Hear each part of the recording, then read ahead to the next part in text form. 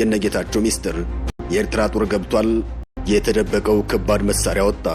በትግራይ በበርካታ ቦታዎች የድሮን ጥቃት እየደረሰ ነው። የአየር መንገድ በረራ አቁሟል። ከዚህ በተጨማሪም ባንኮች ስራ እየሰሩ አይደለም። የድርጊት ማለትም የድሮን ጥቃቱና የአየር መንገዱ በረራ ማቆም የባንክ ስራ መስተጓጎል የጦርነት ከበባ ወይም ዝግጅት ይመስላል ሲሉ ተናግረዋል። ይህ ሁሉ መሆኑ ከባድ ስህተት ነው በማለት የፌዴራል መንግስቱን ከሰዋል። ጀነራል ታደሰ ወረደ የተፈናቃዮች ጉዳይና የግዛት ጉዳይ የጦርነት ስጋት ነው፣ ይህ ጉዳይ የተቀበረ ፈንጅ ነው፣ ሊፈታ ይገባል ሲሉም አስጠንቅቀዋል። ችግሩ በፖለቲካዊና በሰላማዊ መንገድ ሊፈታ ይገባል ሲሉም አጽንኦት ሰጥተዋል።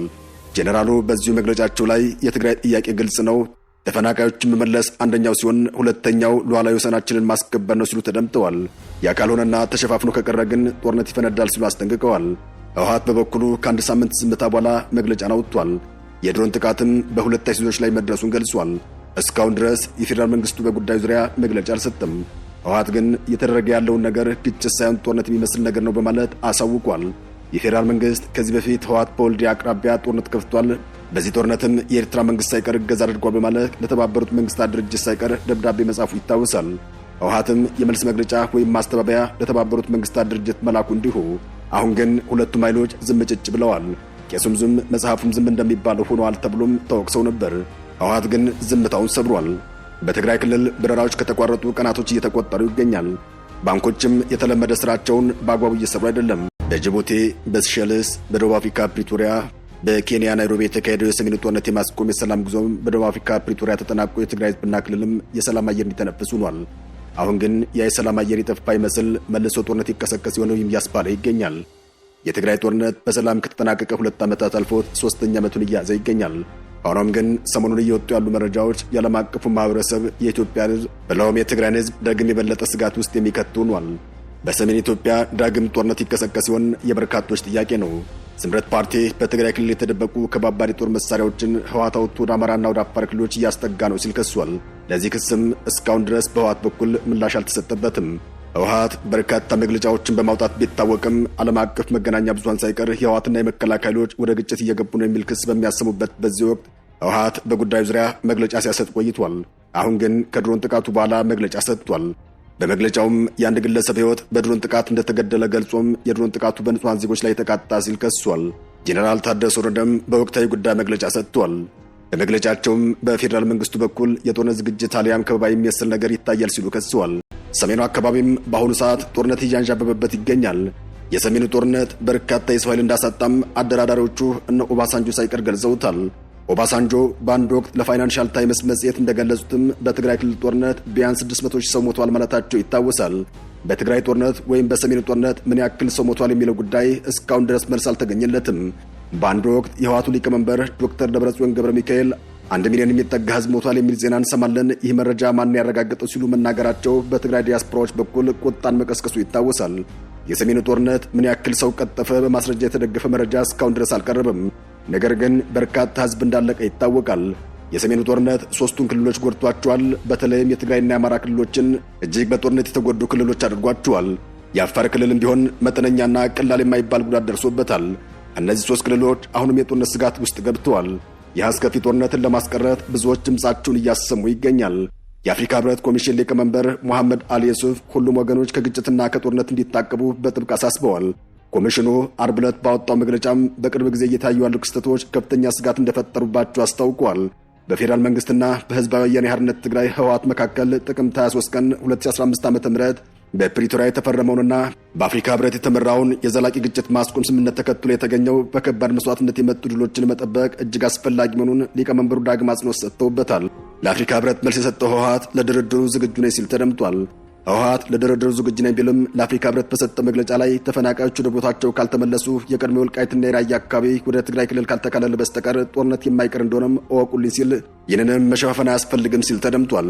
በምርጫ ቦርድ እውቅና የተነሳው ህወሓት ሊቀመንበር ዶክተር ደብረጽዮን ገብረ ሚካኤል በሰጡት ምላሻቸው የአፍሪካ ህብረት የሰጠው መግለጫ ተቀባይነት ያለው መሆኑን ብለውም ህወሓት ለውይይትና ለመግባባት ዝግጁ መሆኑን ተናግረዋል። ህወሓት ሁልጊዜም ለሰላምና ለመረጋጋት ያለውን ቁርጠኝነትና በእውነተኛና ሁሉን አቀፍ ውይይት ለመሳተፍ ዝግጁ መሆኑን ተናግረዋል። ፕሪቶሪያው የተኩስ አቁም ስምምነት ሙሉና ውጤታማ በሆነ መልኩ ተግባራዊ ለማድረግም የአፍሪካ ህብረት የሚያመቻች መሆኑን በጉጉት እንጠብቃለን ሲሉም በደብዳቤያቸው ገልጸዋል። የአፍሪካ ህብረት ሊቀመንበር ሙሐመድ አሊ ዩሱፍም በትግራይ የተከሰተውን ውጥረት ለማቃለል ላደረጉት ተነሳሽነት አመስግነዋል። ሆኖም ግን ግጭቱ አሁንም እንደቀጠለ ይገኛል። የፌዴራል መንግስትም በመግለጫ ስለ ግጭቱ ያሳሰበው ነገር የለም። ነገር ግን የመንግስት ተቋማት ሳይቀር በሶስቱ ክልሎች ግጭት እንዳለ አልደበቁም።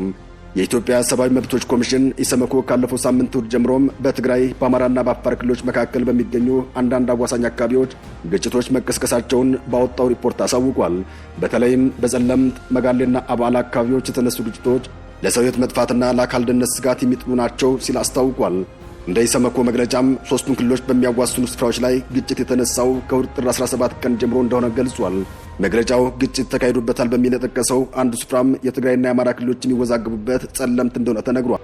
ግጭቶቹ በወለዱት ስጋት ሳቢያም ነዋሪዎች በኮማንድ ፖስት ሲተዳደሩ ከቆዩ በኋላም ከአላማጣ ከተማና ከሌሎች አካባቢዎች የተፈናቀሉ መሆናቸውን እንዲሁም በሰዎች እንቅስቃሴ ላይ ገደቦች መጣላቸው እንደተዘገበም ኮሚሽኑ ገልጿል። በተለይም በጸለምት ወይም በጠለምት በመጋሌና በባላ አካባቢዎች የተከሰቱ ግጭቶች ተከትሎም የሰዎች ሕይወት፣ የአካል ደህንነት፣ የነጻነትና የንብረት መብቶች ስጋት ላይ የሚጥሉ ሁኔታዎች መፈጠራቸውን ኢሰመኮ ጠቅሷል። በተቋሙ መግለጫ ላይ የትግራይና የአፋር ክልሎችን በሚያዋስኑ ስፍራዎች የሚገኙ መጋሌና በዓላ አካባቢዎች ተጠቅሰዋል። በዚህ ሳምንትም ግጭት እንደተካሄደበት የተገለጸው የአፋር ክልል መጋሌ ወረዳም ባለፈው ጥቅምት መጨረሻ ላይ ተመሳሳይ ሁኔታ ውስጥ ገብቶ እንደነበረ ቢቢሲን ጨምሮም ዓለም አቀፍ የዜና ወኪሎች የሆኑት ሮይተርስና አጃንስ ፍራንስ ፕሬስ ዘግበዋል። ለዚህም የደህንነትና የዲፕሎማቲክ ምንጮችን ዋቢ አድርገው ባወጧቸው ዘገባዎች ላይ በጠለምት አካባቢ የትግራይ ኃይሎችን ከኢትዮጵያ ሰራዊትና ከአማራ ሚሊሻዎች ጋር ውጊያ ማድረጋቸውን አመላክተዋል። በራያ በኩል ከራያ 6ቱም ወረዳዎች የሚፈናቀሉ ሰዎች ቁጥር በየዕለቱ እየጨመረ መሆኑን የተለያዩ ዘገባዎች እያመላከቱ ይገኛል። ተፈናቃዮች ወደ ቆቦና ዋግ ኽምራ ያቀኑ ሲሆን መንግስትም ትኩረት ሰጥቶት እርዳታ እንዲያቀርብላቸው ጠይቀዋል። በየቀኑ የተፈናቃዮች ቁጥር እየጨመረ መሆኑንም ጠቁመዋል። የአላማጣ ከተማ ተፈናቃዮች ለጀርመን ራዲዮ ጣቢያ ዲደብሊው ሲያስረዱም በአሁኑ ሰዓት የሚደርስልን አጥተናል ሲሉ ተደምጠዋል። በዚህ ጉዳይ ዲደብሊው እንዲህ ሲል ዘግቧል። ከአላማጣ በመሸሽ ወደ ቆቦ ከተማ ያቀኑ ሰዎች እስካሁን መጠለያና ምግብ እንዳላገኙ የገለጹት የአላማጣ ከተማ ነዋሪዎች ዘመድ ያለው ከዘመዱ ሲጠጋ፣ ሌሎች ግን የሚያናግረን አካል የለም ሲሉ ተደምጠዋል። እንዳለ ወጣቱና ህዝቡ ነው ነቅሎ የወጣው። ልጆች ይዘናል። አሁን እኔ ራሴ ከቤተሰብ ተጠግቼን ያለሁት ልጅ ያለው የሚላስ የሚቀመስ የለኝም። እስካሁን ድጋፍ አልተደረገልንም። ችግር ውስጥ ነን ሲሉ ተደምጠዋል። አሁን ካላማጣ ከተማ ሆነ ከአካባቢ ወደ ሌሎች ቦታዎች መንቀሳቀስ የመኪና ትራንስፖርት አለመኖሩም ሰው በፍርሃት በእግሩ እየወጣ መሆኑም ተገልጿል። ስጋቱ ከጊዜ ወደ ጊዜ እየጨመረ ነው። ከ350 በላይ ሰዎች ታፍነዋል። አፈናው አሁንም ቀጥሏል። የታሰሩ ሰዎችም 500ና 300 ሺህ ብር እየከፈሉ ስለሚያስወጧቸው ነገም እያንዳንዱ ጣፈንታው ይህ ሊሆን ስለሚችል ሁሉም ለቆ ወጥቷል። ከተማ ባዶ ነው ሲሉ ተደምጠዋል። ባላማጣ ከተማ ብቻ ሳይሆን በመቀሌ ከተማም ውጥረት ነግሷል። በትግራይ ክልል መልሶ ጦርነት ይቀሰቀስ ሲሆን በሚል ስጋትም ህዝቡ ከባንኮች በርከት ያለ ጥሬ ገንዘብ የማውጣት እንቅስቃሴ ብሶበት ቀጥሏል። በዚህም ጥር 2 2018 ዓ.ም በሁሉም የክልል አካባቢዎች የሚገኙ የመንግስትና የግል ባንኮች በረጃጅም ወረፋዎች ተጨናንቀው ታይተዋል ሲል ቲክቫህ ኢትዮጵያ ዘግቧል። ባንኮች በጥሬ ገንዘብ ለቆጣቢ ደንበኞች ሲሰጡ የነበረው ቁጥርም እየቀነሰ ሄዶ ዓርብ ዕለት ካሽ ተሟጦ አልቋል በሚል ከሂሳብ ወደ ሂሳብ ማሸጋገር ገቢ የማድረግ አገልግሎት ከመስጠት ውጭም አብዛኞቹ ጥሬ ገንዘብ መስጠት አቁመዋል። ባንኮች የሚሰጡት ጥሬ ገንዘብ ማቆማቸውን ተከትሎም ጥር 21 2018 ዓ.ም የነበረው የገበያተኛውን ግርግርና መጨናነቅ ቀንሶ ታይቷል። ይህም ጦርነት ማስቆም አለብን ሲሉ የትግራይ ክልል ተቃዋሚ ፓርቲዎች በመግለጫቸው አሳውቀዋል። በትግራይ ክልል የሚንቀሳቀሱ ተቃዋሚ የፖለቲካ ፓርቲዎችም በተናጠል በጻፉት ደብዳቤያቸው በክልሉ ዳግም ጦርነት ሊቀሰቀስ ይችላል የሚል ከፍተኛ ስጋት እንዳላቸው በመግለጽ ዓለም አቀፍ አሸማጋዮችና የፕሪቶሪያ ሰላም ስምምነት ዋስትና ሰጪዎች በአስቸኳይ ጣልቃ እንዲገቡ ጥሪያቸውን አቅርበዋል። ሳልሳይ ወያነ የትግራይና የትግራይ ነጻነት ፓርቲ ለተባበሩት መንግስታት ድርጅት፣ ለአፍሪካ ህብረት፣ ለአሜሪካ፣ ለአውሮፓ ህብረትና ለፕሪቶሪያ የሰላም ስምምነት አደራዳሪዎችና ለሌሎች ዋስትና ሰጪ አካላት በጻፉት ደብዳቤያቸው እየጨመረ የመጣውን ፖለቲካዊና ወታደራዊ ውጥረት፣ ደካማ የሆነውን የሰላም ሂደት ሊያናጋው እንደሚችል ስጋታቸውን ገልጸዋል። ሳልሳይ ወያነ የትግራይ ዓለም አቀፉ ማህበረሰብ ዝምታውን መርጦ እርምጃ የማይወስድ ከሆነ ጦርነቱ በትግራይ ብቻ ሳይሆን በመላ አፍሪካ ቀንድ ላይ ሊቀለበስ የማይችል ጥፋት እንደሚያስከትል አስጠንቅቋል። ሰላም ለሀገራችን፣ ሰላም ለህዝባችን ይሁን። አበቃን። ሰናይ ጊዜን ተመኘን። የገንዘብ እጥረትም በክልሉ ላይ ተከስቷል። የመቀሌ ህዝብ ከባንክ ገንዘቡን ለማውጣት ይጣደፈ ይገኛል። እኛ ሰላምን የምንፈልገው ነገር ግን የምንሰማው ነገር ያስጨንቃል። ስለዚህ ገንዘባችንን በእጃችን መያዙ አይከፋም እያሉ ይገኛል። ሆኖም ግን ጥሬ ገንዘብ ከየት ይገኝ? ነገሮች ሁሉ ከባድ ሆነዋል። ስምረት ፓርቲ ደግሞ ህወሓት በሻዕቢያ መንግስት እየተመራ ወደ ጦርነት ገብቷል፣ የኢትዮጵያ መንግስት የመገልበጥ ዓላማ አለው ሲል ከሷል። ለዚህ ክስም ህወሓት እስካሁን ድረስ መልስ አልሰጠበትም። የአቶ ጌታቸው ረዳ ፓርቲ አመራሮች የኤርትራ ጦር ትግራይ ክልል ገብቷል የሚል ተጨማሪ ክስም አቅርበዋል። ስምረት ፓርቲ በመግለጫው ላይም ህወሓት ከሻዕቢያ የተሰጠውን ተልዕኮ በመቀበል እስከ አፋርና ከዚያም እስከ ጎንደር የሚዘልቅ ሰፊ ጥቃት ለማካሄድ ዝግጅቱን አጠናቆ ለህዝብ በይፋ ሳይናገር የኃይል እንቅስቃሴና የተኩስ ድርጊት እየፈጸመ ይገኛል ሲል ወንጅሏል። ዓላማውም የኢትዮጵያ መንግስት በኃይል መገልበጥ መሆኑን አስረድቷል። በሚኒስትር ደረጃ የጠቅላይ ሚኒስትሩ አብይ አህመድ የአፍሪካ ቀንድ ጉዳዮች አማካሪ የሆኑት አቶ ጌታቸው ረዳ ፓርቲ የሆነው ስምረት ፓርቲም ህወሓት ተደብቆ የከረመውን ከባባድ የጦር መሳሪያ እያወጣ ነው ሲል ከሷል። በመግለጫውም ስምረት ፓርቲ ይህን ሲል ተደምጧል።